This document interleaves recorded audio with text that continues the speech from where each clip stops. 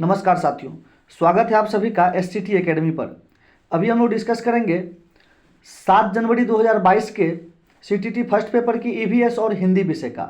7 जनवरी से पहले जितने भी एग्जाम हुए हैं उस सभी का डिस्कस करवाया जा चुका है।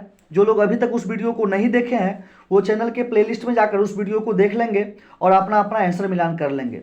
तो चलते हैं हम लोग EVS पे। साथियों, जो लोग जुड़े हुए हैं वो वीडियो को ज़्यादा से ज़्यादा शेयर कीजिए ताकि जिनका भी एग्ज़ाम 7 जनवरी को था उन तक यह वीडियो पहुंच सके और वो भी अपने आंसर का मिलान कर लें। स्टार्ट करते हैं हम लोग EVS। ये रहा आपका EVS पाठ्य पुस्तकों में EVS सीखने के लिए वास्तविक घटनाएं होती है, क्योंकि पहला ऑप्शन है वे सीखने के समृद्ध स्रोत हैं। नेक्स्ट है वे बच्चों के लिए प्रासंगिक वातावरण प्रदान करते हैं। नेक्स्ट है वे पहले की परिचित घटनाओं को फिर से देखने का अवसर प्रदान करते हैं। लास्ट ऑप्शन है आपका शिक्षक आसानी से EVS के विषयों के आसपास शिक्षण अधिगम प्रक्रिया का संचालन कर सकते हैं। ये आपका गलत है, ऑप्शन नंबर डी। बाकी तीनों ऑप्शन आपका सही है, अर्थात सही उत्तर हो जाएगा A, B और C। चलते हैं अगले प्रश्न पे। अगला प्रश्न है भोजन विषय के मुद्दे विद्यार्थियों के लिए सार्थक और प्रामाणिक हो सकते हैं यदि पाठ्यपुस्तकें संसाधन के रूप में शामिल है। नेक्स्ट है शिक्षकों द्वारा प्रदर्शन दिए जाते हैं, प्रश्नोत्तरी आयोजित की जाती है, मुद्दों के इर्द गिर्द समूह कार्य और चर्चाएं आयोजित की जाती है। आपका इसमें मुद्दों के इर्द गिर्द समूह कार्य और चर्चाएं आयोजित करना सही उत्तर है, ऑप्शन नंबर 4। देखते हैं अगले प्रश्न को। अगला प्रश्न है प्राथमिक स्तर पर पर्यावरण अध्ययन के संबंध में निम्नलिखित में से कौन सा कथन सत्य है? यह शिक्षण आधारित है, रचनात्मकता विकसित करने के लिए केवल एक शिक्षण अधिगम पद्धति का उपयोग करता है। बिल्कुल गलत है ये आपका। नेक्स्ट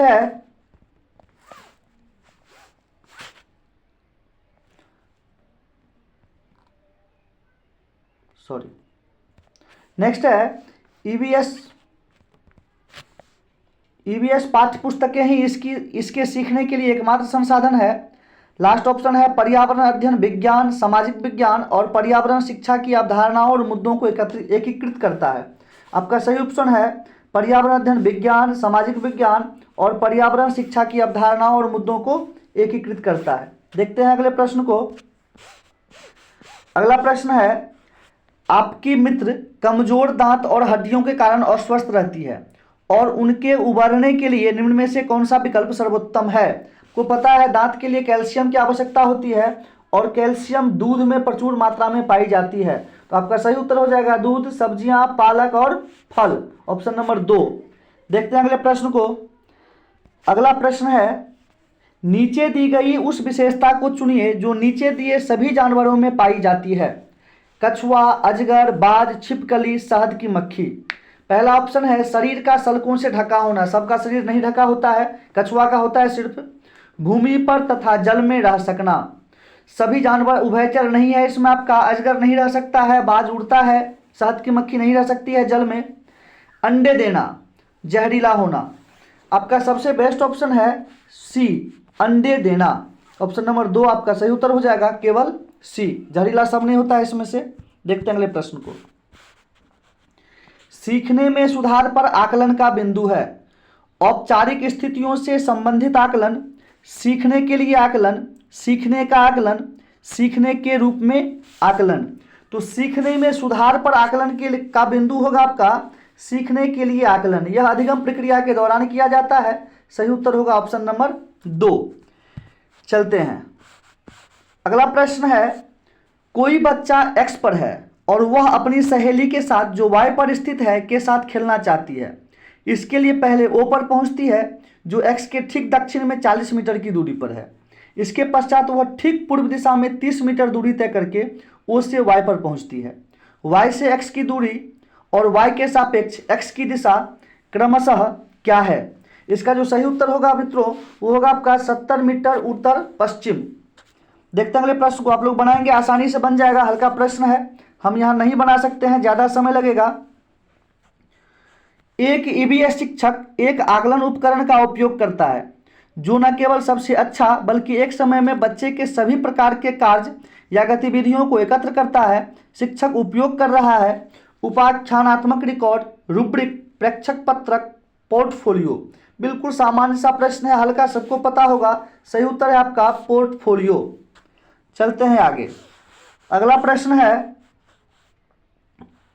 वृक्षों पौधों की जड़ों में पाए जाने वाले नीचे दिए कुछ विशिष्ट लक्षणों पर विचार कीजिए।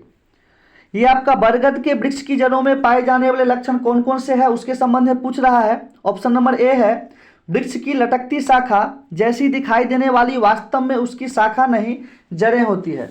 बिल्कुल सही ऑप्शन है आपका ऑप्शन नंबर ए। सेकंड बोल रहा है, जड़ों की लंबाई वृक्ष की ऊंचाई की लगभग 30 गुनी होगी। गलत है। आप लोग को याद होगा कक्षा में हमने बतलाया था कि रेगिस्तानी ओक जो होता है उसकी जड़ें 30 गुना ज़्यादा होती है, बरगद का नहीं होगा। ये आपका गलत ऑप्शन है। नेक्स्ट है, जड़ों द्वारा वृक्ष को मजबूत खंभों की भांति सहारा देना। बिल्कुल सही आपका स्तंभ जड़ कहलाता है वो। नेक्स्ट है, जड़ों द्वारा खाद्य सामग्री का भंडारण करना। बरगद का जड़ खाद्य सामग्री का भंडारण नहीं करता है, सिर्फ कुछ जड़ें ऐसी है जो खाद्य सामग्री का भंडारण करती है। लास्ट है, लटकती जड़ों को बढ़ते बढ़ते जमीन के अंदर चले जाना। ये भी आपका सही है, अर्थात सही हो गया आपका ए, सी और ई। ऑप्शन नंबर 3 आपका बिल्कुल सही उत्तर है। बढ़ते हैं आगे। अगला प्रश्न है, मधुमक्खियों के छत्ते के विषय में नीचे दिए गए कथनों पर विचार कीजिए। पहला ऑप्शन है, प्रत्येक छत्ते में बहुत सी रानी मधुमक्खियां होती है जो अंडे देती है। नहीं, प्रत्येक छत्ते में मात्र एक रानी मधुमक्खियां होती है। ये आपका गलत ऑप्शन है। प्रत्येक छत्ते में कुछ ही नर मक्खियां होते हैं। बिल्कुल सही। छत्ते में बहुत सारी काम करने वाली मक्खियां भी होती है जो शहद के लिए फूलों का रस एकत्र करती है। ये भी आपका सही है। नेक्स्ट ऑप्शन है, यदि काम करने वाली मक्खियां ना हो तो छत्ता और शहद नहीं बन सकते। ये भी आपका बिल्कुल सही ऑप्शन है। नर मक्खी छत्ते के लिए बहुत महत्वपूर्ण होते हैं। नहीं, ये गलत है आपका। नर मक्खी आलसी होते हैं, कुछ काम धंधा नहीं करते हैं। बी, सी और डी बिल्कुल सही ऑप्शन है आपका ऑप्शन नंबर 2। देखते हैं अगले प्रश्न को। बच्चों के लिए ईवीएस कक्षा में अधिकतम क्या होना चाहिए? वाद विवाद का प्रावधान, अनुभवात्मक सीखना, कहानियां, तथ्य और सूचनाएं। आपका इसमें वाद विवाद का प्रावधान भी होगा, अनुभवात्मक सीखना भी होगा, कहानियां भी होगा, तथ्य और सूचनाएं नेगेटिव है। सही उत्तर हो जाएगा ए, बी और सी। चलते हैं अगले प्रश्न पे। अगला प्रश्न है, प्राथमिक स्तर पर ईवीएस सीखने के लिए चुनौती है रटना सीखना, अवधारणाओं का विवरण, सम्मित आधारित सीखने का स्तर, बच्चों के लिए अपने ज्ञान का निर्माण करने का अवसर देना। बिल्कुल सही, ज्ञान का निर्माण करने का अवसर देंगे बच्चे को, यही सबसे बड़ी चुनौती है। चलते हैं आगे। अगला प्रश्न है, माउंट एवरेस्ट नीचे दिए किस देश का भाग है? सबको पता है, नेपाल। बढ़ते हैं अगले प्रश्न पे। अगला प्रश्न है, किसी विद्यार्थी द्वारा नीचे दिए कथन पर विचार कीजिए। मैं जिस जगह से आई हूँ वह एक पहाड़ी इलाका है। हमारे यहाँ बहुत बारिश होती है और बर्फ भी पड़ती है। जब ठंड अधिक होती है तो हमें धूप में बैठना अच्छा लगता है। हमारे घर पत्थर तथा लकड़ी से बनते हैं। यह छात्रा कहाँ से आई है? उदयपुर। नहीं होगा, यहाँ पे आपका मिट्टी का बनता है, कटीली झाड़ियों से। मनाली। बिल्कुल सही है आपका उत्तर। ये नहीं होगा। मनाली बिल्कुल सही है आपका। यहाँ पे ज़्यादा अत्यधिक बारिश होती है और पहाड़ी इलाका है। ये आपका उत्तराखंड हिमाचल प्रदेश का इलाका होता है। मनाली आपका बिल्कुल सही है। चेन्नई भी नहीं होगा और तिनसुकिया भी नहीं होगा। चलते हैं आगे अगले प्रश्न पे। अगला प्रश्न है, ईवीएस में सहपाठी आकलन है। सीखने के रूप में आकलन, सीखने के बारे में आकलन, सीखने के परिणामों का आकलन, सीखने का आकलन। इसमें आपका सहपाठी आकलन हो जाएगा ऑप्शन नंबर सी, सीखने के परिणामों का आकलन। 2 हो जाएगा सही, केवल सी। देखते हैं अगले प्रश्नों को। अगला प्रश्न है, ईवीएस की सार्थक सीख दी जा सकती है। ईवीएस सामग्री को विषयगत रूप से आयोजित करके, वास्तविक संवाद और वृत्तांत के द्वारा, प्रयोग के द्वारा। बिल्कुल सही है आपका। ए भी सही है, बी भी सही है और सी भी सही है। विद्यार्थियों द्वारा दिए गए उत्तरों का मौखिक मूल्यांकन। यहाँ पे मूल्यांकन की कोई बात नहीं हो रही है, अर्थात आपका सही हो जाएगा ऑप्शन नंबर 2, ए, बी और सी। देखते हैं नेक्स्ट प्रश्न को। अगला प्रश्न है, मिजोरम के निकटवर्ती प्रतिवेशी 3 राज्य हैं, असम, बिहार। देखिए बिहार है तो ये आसानी से आप लोग कट कर सकते हैं। त्रिपुरा, असम, मणिपुर, बिल्कुल सही है आपका ये उत्तर, बिहार। फिर ये भी आपका आसानी से कट कर लेंगे, पश्चिम बंगाल भी उसके अगल बगल नहीं है। देखते हैं अगले प्रश्न को। अगला प्रश्न है, जंगलों के ज्यादा कटने से निम्न में से क्या स्थितियां संभावित है? आसपास की जगह ज्यादा ठंडी होगी, वर्षा जल का रिसाव कम होगा, बिल्कुल सही है आपका, बहता वर्षा जल मृदा को बहा ले जाएगा, ये भी सही है। जब पेड़ पौधा नहीं होता है तो मृदा अपरदन ज्यादा होता है। भौम जल का स्तर बढ़ जाएगा, नहीं, भौम जल का स्तर कमेगा, ये आपका सही नहीं है। देखते हैं उत्तर को। सॉरी, उत्तर है आपका, देखिए डी वाला तो बिल्कुल होगा नहीं, ए और बी। इस प्रश्न का जो सही उत्तर है वो है आपका बी और सी। जो आपके ऑप्शन में बी और सी दिख ही नहीं रहा है, डी पूरा का पूरा गलत है। देखते हैं सीटेट क्या देती है इसको। हम लोग चलते हैं ऑप्शन नंबर 4 को लेकर के, ए और बी। हालांकि इसका सही उत्तर बी और सी है, डी बिल्कुल ही गलत है, इसके लिए डी वाले को नहीं ले सकते हैं। चलते हैं आगे। ईवीएस सीखने के लिए कौन सबसे अच्छा संसाधन हो सकता है? फेसबुक, बिल्कुल नहीं, स्कूल पुस्तकालय, छात्र भ्रमण का आयोजन, ट्विटर। हाँ, आपका सबसे अच्छा हो जाएगा छात्र भ्रमण का आयोजन। चलते हैं आगे। अगला प्रश्न है, जल थीम से संबंधित मुद्दों को प्रभावी ढंग से सीखा जा सकता है यदि रोल प्ले आयोजित किए जाते हैं। बिल्कुल, गतिविधि के माध्यम से सीखेंगे बच्चे। बच्चों के बीच वास्तविक संवाद को प्रोत्साहित किया जाता है, यह भी आपका पॉजिटिव पॉइंट है। संरक्षित क्षेत्र भ्रमण आयोजित की जाती है, भ्रमण भी पर्यावरण शिक्षा का एक महत्वपूर्ण अंग है। बच्चों को निबंध लिखने के लिए कहा जाता है, ये आपका गलत है। सही उत्तर हो जाएगा आपका ऑप्शन नंबर 4, ए, बी और सी। चलते हैं अगले प्रश्न पे। अगला प्रश्न है, कक्षा 5 की पाठ्य पुस्तक में छपे गोलकोंडा किले के मानचित्र में 1 सेंटीमीटर जमीन पर 110 मीटर की दूरी को दर्शाता है। इस मानचित्र में फतह दरवाजे से पटन चेरू दरवाजे की दूरी 15.4 सेंटीमीटर है। जमीन पर इन दोनों दरवाजों के बीच की दूरी बीच की कम से कम दूरी होगी। तो इसका सही उत्तर होगा आपका, बिल्कुल आसान है, गुना करेंगे मिल जाएगा 1.694 किलोमीटर। गुना करके आप लोग चेक कर लेंगे। आगे बढ़ते हैं। अगला है, प्राथमिक स्तर पर पर्यावरण अध्ययन का उद्देश्य है बच्चों को अपने स्वयं के आधार पर प्रतिबिंबित करने के लिए प्रोत्साहित करना। बिल्कुल सही है। बच्चों को पर्यावरणीय समस्याओं को हल करने में सक्षम बनाना, यह भी आपका सही है। बच्चों को नए ज्ञान का सृजन करने के लिए संलग्न करना, यह भी आपका सही है। बच्चों को ज्ञान के एक निश्चित निकाय के प्राप्तिकर्ता के रूप में व्यवहार करना, यह सही नहीं है आपका। तो सही उत्तर हो जाएगा ऑप्शन नंबर 2, ए, बी और सी। बढ़ते हैं नेक्स्ट प्रश्न पे। लखनऊ रेलवे स्टेशन और नई दिल्ली रेलवे स्टेशन के बीच की दूरी 504 किलोमीटर है। कोई रेलगाड़ी इस दूरी को 7 घंटे में तय करती है। इस रेलगाड़ी की मीटर प्रति सेकंड में औसत चाल क्या है? इसको जब आप निकालेंगे तो आपका सही उत्तर होगा 40 किलोमीटर प्रति घंटा। देखते हैं अगले प्रश्न में, मीटर प्रति सेकंड, सॉरी। देखते हैं अगले प्रश्न में। अगला प्रश्न है, प्राथमिक स्तर पर ईवीएस के पाठ्यचर्या में उपविषय है। बार बार आप लोग को पढ़ाया गया था 6 उपविषय है, जिसमें आपका परिवार और मित्र के 4 उपविषय हैं। कौन कौन सा उपविषय था? कार्य एवं खेल, संबंध, पौधे और जानवर। तो इसमें आपका जो उपविषय है वो हो जाएगा आपका पौधे। बाकी यात्रा आपका थीम है, आश्रय भी थीम है, परिवार और दोस्त भी थीम है। देखते हैं अगले प्रश्न को। अगला प्रश्न है, केंचुए के बारे में नीचे दिए गए कथनों पर विचार कीजिए। ये ऑप्शन नंबर ए है, ये जमीन में छेद बनाते हैं और उस जिससे जमीन पोली हो जाती है। बिल्कुल सही।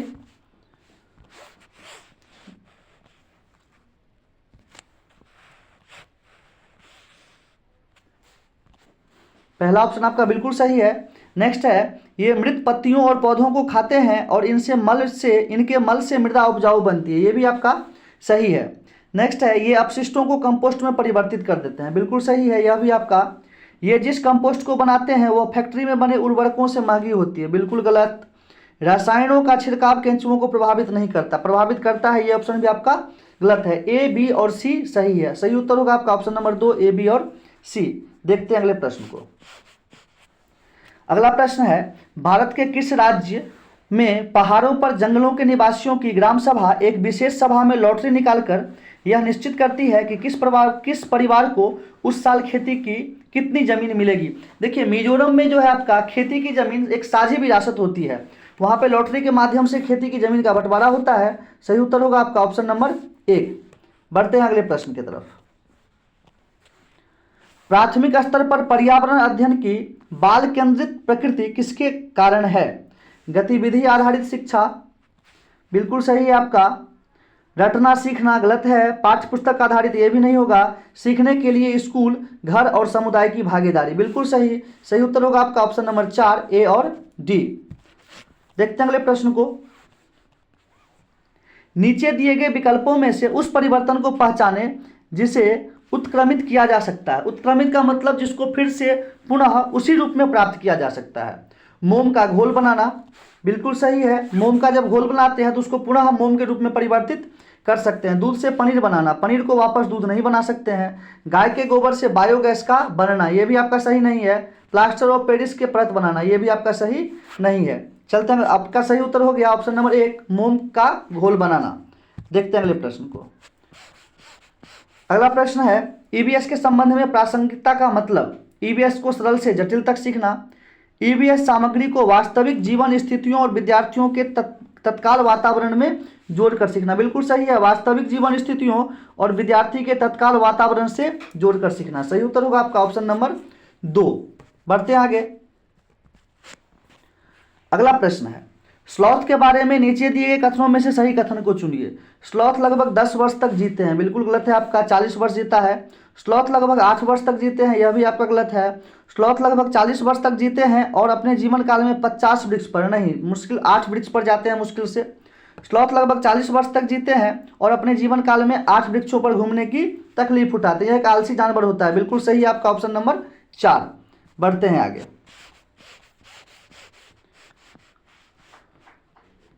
आपका ईवीएस 30 प्रश्न खत्म हो चुका है। अगला सेक्शन है हमारा हिंदी का। देखते हैं हिंदी को हम लोग। गद्यांश यहाँ पे हम नहीं पढ़ेंगे, काफ़ी ज़्यादा टाइम जाएगा। सीधा प्रश्न पे आते हैं। हल्का आसान सा गद्यांश से आप लोग पढ़ेंगे, आसानी से समझ में आ जाएगा। आंसर मिलान करते हैं हम लोग। यदि आप अपने लक्ष्य को पाने के लिए दृढ़ संकल्प लेते हैं तो चुनौतियों का सामना करने में मुश्किल नहीं होगी। नेक्स्ट है अधिक मेहनत करनी पड़ेगी। अगला है अनेक संकटों का सामना करना पड़ेगा, सदैव फल की इच्छा करते रहेंगे। तो आपका जो सही उत्तर होगा गद्यांश के अकॉर्डिंग वो होगा चुनौतियों का सामना करने में मुश्किल नहीं होगी, ऑप्शन नंबर 1। बढ़ते हैं अगले प्रश्न की ओर। अगला प्रश्न है सफलता शब्द में प्रत्यय, एकदम आसान सा प्रश्न है आपका ऑप्शन नंबर 1 ता। देखते हैं दूसरे प्रश्न को। दूसरा प्रश्न है क्रोध शब्द है। क्रोध शब्द आपका संज्ञा है, भाववाचक संज्ञा क्रोध शब्द कहलाएगा, ऑप्शन नंबर 1। चलते हैं अगले प्रश्न में। बिल्कुल आसान सा प्रश्न है। गद्यांश में सच्ची मनुष्यता के किस गुण का उल्लेख किया गया है? लक्ष्य निर्धारित करने का गुण, सकारात्मक बातें करने का गुण, क्रोध से मुक्त होने का गुण, सफल होने का गुण। तो गद्यांश में जो सच्ची मनुष्यता का बात किया गया है वो आपका है, यहाँ पे देखिए, सही मायने में जो मनुष्य क्रोध से मुक्त होता है और जिसके मन में एकजुट होने की इच्छा होती है वही असल में सच्चा मनुष्य होता है। तो आपका सही उत्तर हो जाएगा ऑप्शन नंबर 3। बढ़ते हैं अगले प्रश्न पे। अगला प्रश्न है अब कर्म और उसके बीच कोई तीसरा नहीं हो सकता। वाक्य का आशय है अपने कर्म के लिए किसी तीसरे का सहयोग नहीं लेना है। गलत है आपका। चाहे कुछ भी हो जाए कर्म के पथ से नहीं डिगना है, बिल्कुल सही ऑप्शन आपका यही हो जाएगा। दूसरों की सलाह नहीं सुननी है, गलत है। संकटों का सामना करना, यह भी गलत है। चलते हैं आगे। अगला प्रश्न है अपने कार्यों को पूरा करने के लिए कौन सी बात बहुत जरूरी है? दूसरों की नकारात्मक बातों को ध्यान से सुनना, गलत है आपका। दूसरों की नकारात्मक बातों को ध्यान से सुनेंगे तो आपका कोई काम नहीं होगा। दूसरों की नकारात्मक बातों का विरोध करना, विरोध भी नहीं करना है गद्यांश के अकॉर्डिंग। दूसरों की नकारात्मक बातों से दूर रहना, बिल्कुल सही उत्तर है आपका। दूसरों की नकारात्मक बातों से दूर रहना। दूसरों की नकारात्मक बातों से प्रभावित होना, नहीं होना है प्रभावित। तीनों ऑप्शन गलत था आपका। सही उत्तर ऑप्शन नंबर 3। बढ़ते हैं आगे। दिन रात में कौन सा समास है? द्विगु समास, पता है आप लोग को, संख्यावाची होता है, नहीं होगा। तत्पुरुष समास भी नहीं होगा आपका। सही उत्तर है द्वंद्व समास, ऑप्शन नंबर 3, जिसका दोनों पद प्रधान होता है। चलते हैं आगे। अगला है संकट या मुश्किलों को पार करने का अर्थ है मुसीबतों में घिरे रहना, मुसीबतों से उबर जाना। सही उत्तर होगा आपका ऑप्शन नंबर 2, मुसीबतों से उबर जाना। चलते हैं आगे। अगला प्रश्न है दुनिया में लोग किसके बल पर सफल हुए हैं? अपने भाग्य के बल पर, भाग्य के बल पे बहुत लोगों को सफलता नहीं मिली है। अपनी पारिवारिक पृष्ठभूमि के बल पर, यह भी सही नहीं है। अपने परिश्रम के बल पर जो भी लोग सफल हुए हैं वो अपने परिश्रम के बल पर। गद्यांश के अकॉर्डिंग आपका ऑप्शन नंबर 3 बिल्कुल सही है। साथियों के सहयोग पर, यह भी आपका गलत है। चलते हैं आगे। हाँ, आपका गद्यांश खत्म है। अगला प्रश्न आपका पद्यांश से है। निराशा में उपसर्ग और मूल शब्द है। कई बार क्लास में इसको उदाहरणों के माध्यम से हमने बतलाया है, याद होगा आप लोग को। इसका सही उत्तर है ऑप्शन नंबर 3, निर्जोर आशा। बढ़ते हैं अगले प्रश्न पे। अगला प्रश्न प्राची का अर्थ है। प्राची का अर्थ है परकोटा, पूर्वकल्प, पुरातन, पूरब। देख लेते हैं। बीती नहीं यद्यपि अभी तक है निराशा की निशा है, किंतु आशा भी कि होगी दीप्त फिर प्राची दिशा। मतलब फिर से दीप्त, फिर से उजाला होगा किस दिशा में? प्राची दिशा, अर्थात पूरब दिशा की यहाँ पे बात हो रही है। तो हमारा सही उत्तर हो जाएगा ऑप्शन नंबर 4, पूरब। बढ़ते हैं आगे। अगला प्रश्न है कविता किसके प्रति संबोधित है? ये तो कविता आपका है वो आशा के प्रति संबोधित है, आशा, उम्मीद के प्रति। चलते हैं आगे। कवि ने आशा के सहारे किसका अस्तित्व बने रहने की बात की है? मनुष्यता, विश्वास, महिमा, धरती। देखिए यहाँ पे आगे तुम्हारे ही लिखा हुआ, यहाँ पे आगे तुम्हारे ही सहारे टिक रही है यह मही। मही जो है आपका वो धरती का पर्यायवाची शब्द है। तो सही उत्तर होगा आपका ऑप्शन नंबर 4, धरती। देखते हैं अगले प्रश्न को। अगला प्रश्न है कवि ने आशा को धन्य क्यों कहा है? क्योंकि आशा निराशा में नहीं बदलती है, आशा सभी के मन में विराजती है, आशा का सहारा सबसे बड़ा सहारा है, आशा हर दिशा को प्रकाशित करता है। आपका सही उत्तर होगा ऑप्शन नंबर 3, आशा का सहारा सबसे बड़ा सहारा है। देखते हैं अगले प्रश्न को। अगला प्रश्न है निराशा की निशा। देखिए आपको पहले लाइन में ही लिखा है बीती नहीं यद्यपि अभी तक है निराशा की निशा। मतलब अभी तक निराशा की निशा नहीं बीती है, वो है अभी भी। तो निराशा की निशा अभी तक है, ऑप्शन नंबर 2 इसका सही उत्तर है। चलते हैं अगले प्रश्न को। आपका पद्यांश भी खत्म हुआ। अगला प्रश्न हमारा शिक्षण से है। निम्नलिखित में से कौन सा भाषा सीखने के आकलन का सबसे प्रभावशाली उपकरण है? सबसे प्रभावशाली उपकरण लिखित परीक्षा, श्रुतलेख, दत्त कार्य, अवलोकन। सबसे प्रभावशाली उपकरण होगा आपका अवलोकन। उत्तर 4 होगा सही इसका। नेक्स्ट प्रश्न पे चलते हैं हम लोग। एक अध्यापक कक्षा 4 में 2 के जोड़ों में कार्य करवाती है। वह विद्यार्थी ए को वेटर बनने और विद्यार्थी बी को ग्राहक बनने के लिए कहती है और प्रत्येक जोड़े को आपस में संवाद करने के लिए कहती है। यह गतिविधि किसमें सुधार लाने के लिए सबसे कम योगदान देगी? निगेटिव ढूंढना है। अभिव्यक्ति में स्पष्टता बिल्कुल होगा उसका, सक्रिय श्रवण भी होगा, वाक्य रचना भी होगा, शब्द संपदा में यह योगदान कम देगी। अर्थात आपका सही उत्तर हो जाएगा ऑप्शन नंबर 4। बढ़ते हैं आगे। अगला है निम्नलिखित में से कौन सा प्रामाणिक पठन सामग्री के उद्देश्य को प्राप्त करने में मदद करेगा? प्रामाणिक पठन सामग्री यहाँ पे हमको ढूंढना है। ध्वनियों की सूची, किसी स्थानीय होटल की व्यंजन सूची, अपने फोन पर रिकॉर्ड की गई 2 मिनट की कोई वीडियो, अध्यापक द्वारा जापानी भाषा में लिखी गई कहानी का अंग्रेजी में अनुवाद। तो आपका प्रामाणिक पठन सामग्री यहाँ पे होगा किसी स्थानीय होटल के व्यंजन की सूची, ऑप्शन नंबर 2। बढ़ते हैं आगे। अगला प्रश्न है झारखंड के एक गांव में रहने वाली एक शिक्षार्थी अपनी मातृभाषा और हिंदी बोलती है। जो उसके घर और आस पड़ोस में बोली जाती है वह विद्यालय में अंग्रेजी सीखती है। कौन सी भाषाएं भाषा अर्जन के और कौन सी भाषाएं भाषा अधिगम के अंतर्गत आती है? भाषा अर्जन में क्या आएगा और भाषा अधिगम में क्या आएगा वो हमको यहाँ पे देखना है। मातृभाषा और हिंदी भाषा अर्जन के अंतर्गत आती है। बिल्कुल देखिए यहाँ पे मातृभाषा और हिंदी वह जानती है जो उसके घर और आस पड़ोस में बोली जाती है। तो ये आपका अर्जन के श्रेणी में आएगा, बिल्कुल सही। अंग्रेजी भाषा अधिगम के अंतर्गत आती है, बिल्कुल सही है। अंग्रेजी वो कहाँ सीख रही है? विद्यालय में सीख रही है। तो आपका ऑप्शन नंबर 2 भी सही हो जाएगा। हिंदी भाषा अधिगम के अंतर्गत आती है, नहीं, हिंदी अर्जन में आएगा उसके लिए। तीनों भाषाएं अर्जन के अंतर्गत, यह भी आपका गलत है। अर्थात सही होगा आपका ऑप्शन नंबर 1 और 2। चलते हैं आगे। अगला प्रश्न है, विद्यार्थियों को दृश्यात्मकता सिखाने के लिए कौन सा सर्वाधिक उपयुक्त है? यह कहानी किस दिशा दशा में घटित हुई होगी? नेक्स्ट है, पाठ्य सामग्री में बने चित्रों को देखो और बताओ कि आप क्या देख पा रहे हो। अगला ऑप्शन है, लेखक ने कुत्ते के चरित्र का वर्णन किस प्रकार किया है? कल्पना करें और अंतिम दृश्य का कोई विकल्प लिखें। सबसे सही उत्तर है आपका कल्पना करें और अंतिम दृश्य का कोई विकल्प लिखें। बढ़ते हैं अगले प्रश्न पे। निम्नलिखित में से कौन सी गतिविधि कहानी पढ़ने के बाद विद्यार्थियों में निष्कर्ष निकालने का कौशल विकसित करने की सर्वाधिक उपयुक्त गतिविधि है? इस कहानी में आप स्वयं को कहाँ रखना चाहेंगे? इस कहानी में एक पात्र ने जिस तरह से प्रतिक्रिया दी, क्या उसी तरह से प्रतिक्रिया देने वाले व्यक्ति को आप जानते हैं? नेक्स्ट है, कहानी में से किसी की भी कल्पना करें और अपने वाक्य में उसका प्रयोग करें।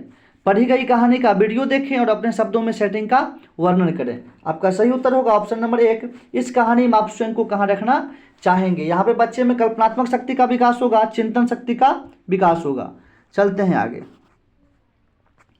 कक्षा 5 को काल के नियम समझाने के बाद अध्यापिका जोड़ों में कार्य करवाती है। विद्यार्थी ए पाठ्य सामग्री में से वर्तमान काल का एक वाक्य लेकर विद्यार्थी बी को भूतकाल में सुनाती है। विद्यार्थी ए अनुमान लगाती है कि वर्तमान काल क्या होगा। विद्यार्थी ए उसके अनुमान लगाने तक आवश्यकता अनुसार वर्तमान से भूतकाल में वाक्य बताती रहती है। यह गतिविधि किसके सबसे अधिक करीब है? क्रैसन की निवेश परिकल्पना, स्वैन की उत्पाद परिकल्पना, बर्नर के विकास का सिद्धांत, क्रैसन की अर्जन अधिगम परिकल्पना। आपका सही उत्तर हो जाएगा सही उत्तर होगा ऑप्शन नंबर आपका 4, क्रैसन की अर्जन अधिगम परिकल्पना। बढ़ते हैं अगले प्रश्न पे। अगला प्रश्न है, विद्यार्थियों को पूर्व सर्ग सिखाने के लिए निम्नलिखित में से कौन सी निगमन विधि है? आप लोग को पता होगा साथियों, निगमन विधि में हम लोग पहले नियम बताते हैं और फिर उसके बाद उदाहरण बताते हैं। पूर्व सर्ग ने पर ऊपर के प्रयोग के नियम बताना और उदाहरण देना। पूर्व सर्ग के प्रयोग के नियम बताना, हाँ पहले नियम बता रहा है और फिर उदाहरण दे रहा है। आपका सही उत्तर हो जाएगा ऑप्शन नंबर 1 ही आपका सही है। सेकंड को देख लेते हैं, पूर्व सर्गों के बहुत से उदाहरण देना। पहले उदाहरण आपका क्या कहलाता है? आगमन। यहाँ पे निगमन पूछ रहा है। एक गद्य खंड पढ़ाते समय पूर्व सर्गों के प्रयोग के नियम बताना, यह भी नहीं होगा। वाक्य देना, विद्यार्थियों को इन वाक्यों में उन शब्दों की पहचान करने के लिए कहना, यह भी आपका गलत है। सही उत्तर हो जाएगा ऑप्शन नंबर 1। चलते हैं अगले प्रश्न पे। अगला प्रश्न है, निम्नलिखित में से कौन सी गतिविधि अध्यापक द्वारा सहायता देने के उदाहरण नहीं है? विद्यार्थी से कोई पॉडकास्ट सुनने के लिए कहें और उससे सीखे किन्हीं 2 नए शब्दों को साझा करने के लिए कहें। यहाँ पे पॉडकास्ट सुनने का तो उसको सहायता मिल रहा है। विद्यार्थियों को एक ऐसी लघु कविता पढ़ने के लिए दें जिसमें शुरू में ही कठिन शब्दों के अर्थ लिखे हों। अगले ऑप्शन को देख लेते हैं, विद्यार्थियों से मौखिक रूप से बहुत से सरल प्रश्न पूछें और एक बड़े प्रश्न का उत्तर देने के लिए इन प्रश्नों का सार प्रस्तुत करें। यहाँ भी उसको मदद मिल रहा है। विद्यार्थियों को विषयों की सूची दें जिन पर उन्हें 2 मिनट के लिए बोलना है। कौन से बिंदु बोले जाएं उसके लिए संकेत देना। यहाँ भी संकेत दिया जा रहा था, तो यहाँ भी सपोर्ट मिल रहा है। तो यहाँ पे हमको नहीं वाला ढूंढना था। सही उत्तर होगा आपका ऑप्शन नंबर 2। चलते हैं आगे। भारत में सभी बच्चे आदर्श स्थिति में अपनी विद्यालयी शिक्षा मातृभाषा में शुरू करते हैं और माध्यमिक स्तर पर 2 या 2 से अधिक भाषाएं जोड़ते हैं। शिक्षा में भाषा की युक्ति किस रूप में जानी जाती है? मातृभाषा आधारित बहुभाषावाद, भाषा शिक्षा नीति, कार्यालयी शिक्षा नीति, शिक्षा के लिए बहुभाषावाद नीति। तो इसका सही उत्तर हो जाएगा आपका मातृभाषा के लिए मातृभाषा आधारित बहुभाषावाद। चलते हैं अगले प्रश्न पे। अगला प्रश्न है, शब्द दीवार लिखित या मुद्रित शब्दों का समूह है जो बड़े आकार में होते हैं और कक्षा की दीवार पर इस तरह लगाए जाते हैं कि वे दिखाई पड़े। इन शब्द दीवार के माध्यम से साक्षरता की कौन सी अवधारणाएं या कौशल नहीं सिखाई जा सकते? पहला है वर्तनी की आकृति के प्रति जागरूकता, बिल्कुल यह सिखाया जा सकता है। यहाँ पे नेगेटिव हमको ढूंढना है। कठिन शब्दों का उच्चारण, यह भी सिखाया जा सकता है। ध्वनि के नियमों को समझकर पढ़ना, यह नियम वहाँ पे नहीं सिखाया जा सकता है। मूल शब्दों की समझ, यह भी सही है। आपका सही उत्तर हो जाएगा ऑप्शन नंबर 3। बढ़ते हैं आगे। अगला प्रश्न है, एक विद्यार्थी ने नव वर्ष के उत्सव आयोजन पर एक अनुच्छेद लिखा। नव वर्ष के दिन मेरे परिवार और मैंने अपने मित्रों को आखिरी घंटे गिनने के लिए समय आमंत्रित किया। हम केक की दुकान पर गए और केक बनाने के लिए कहा। हम सजावट, खाने पीने की वस्तुएं भी लेकर आए। मेरे पिता ने गुब्बारे फुलाए और मैंने घर सजाने में मदद की। हमारे मित्र रात्रि भोज के लिए आए और मध्य रात्रि तक रुके। अनुच्छेद के लेखन में संदर्भ में विद्यार्थी को सर्वाधिक रूप से किस पर अधिक ध्यान देने के लिए कहना चाहिए? विचारों को समेटना, संरचना, प्रारूपण, संपादन। इसमें आपका सही उत्तर हो जाएगा ऑप्शन नंबर 2, संरचना। देखते हैं अगले प्रश्न को। निम्नलिखित में से कौन सा विद्यार्थी को लिखना सिखाने का विशिष्ट शिक्षण शास्त्रीय क्रम है? यहाँ पे क्रम में सजाना है। सीधी रेखाओं और गोलों द्वारा अक्षर लिखना सिखाना। दूसरा है विद्यार्थियों से विशिष्ट प्रकार की अनेक आकृतियां बनवाना। पहले हम विशिष्ट प्रकार की अनेक आकृतियां बनवाते हैं बच्चों से। विद्यार्थियों से ऊंचे स्वर में अक्षर बुलवाकर अनेक बार लिखवाना। तो इसमें आपका जो सही क्रम है वो आपका हो जाएगा पहले 2, फिर 1 और उसके बाद 3। 2, 1, 3 आपका ऑप्शन है, ऑप्शन नंबर 3। 2, 1 और 3। देखते हैं अगले प्रश्न को। अगला प्रश्न है, किसी जटिल कथानक की संरचना को समझाने के लिए कौन सा ऑनलाइन उपकरण विद्यार्थियों की सबसे अधिक मदद करेगा?